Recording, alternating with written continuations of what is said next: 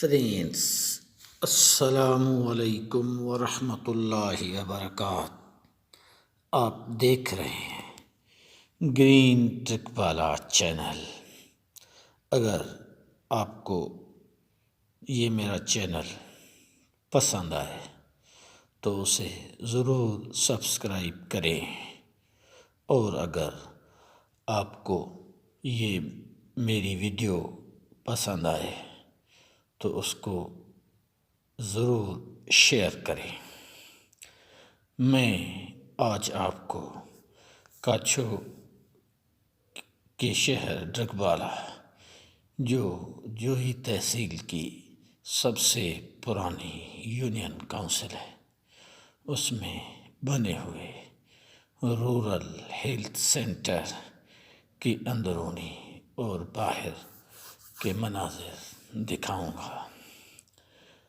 Friends, میں اس وقت rural health centre ڈرگبالہ میں کھڑا ہوں۔ یہ ہاسپیٹل 1986-87 میں بنی تھی۔ 1 کروڑ روپے کی لاگت سے یہ ہاسپیٹل تیار ہوئی، اور یہ ہاسپیٹل 2 ایکڑ اراضی پہ مشتمل ہے۔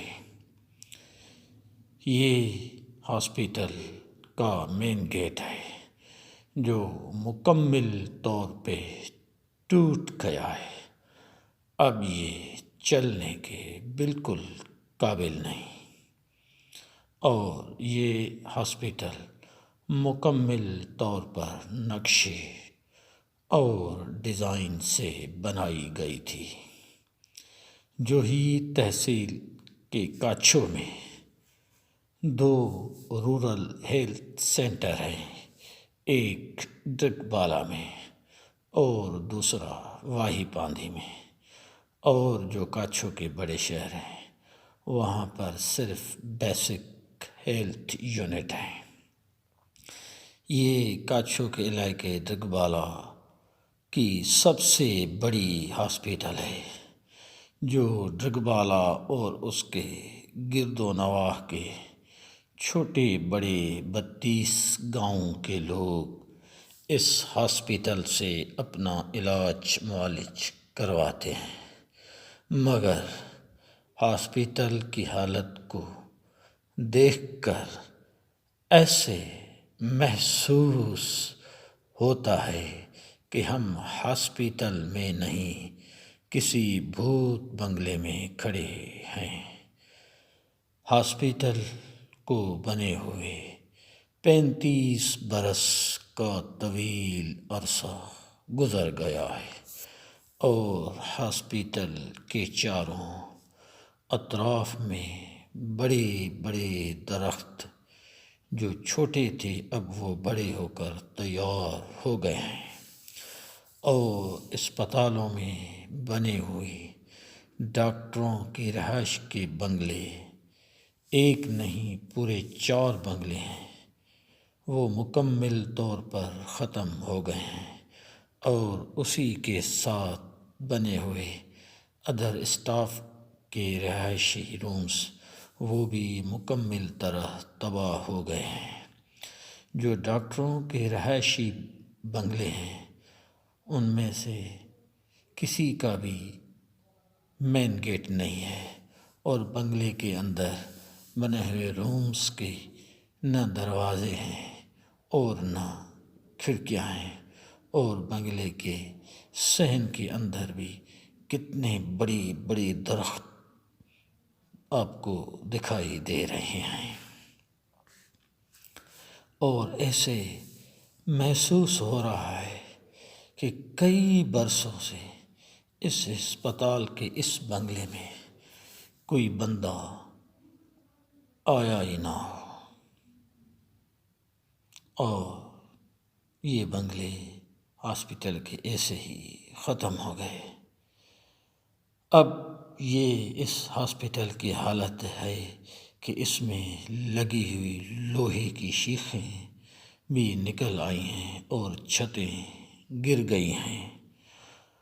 ہمیں لوہا صاف صاف نظر آ رہا ہے۔ یہ دکبالا رورل ہیلتھ سینٹر کی ایمبولینس ہے۔ اس کی کتنی حالت بری ہو گئی ہے۔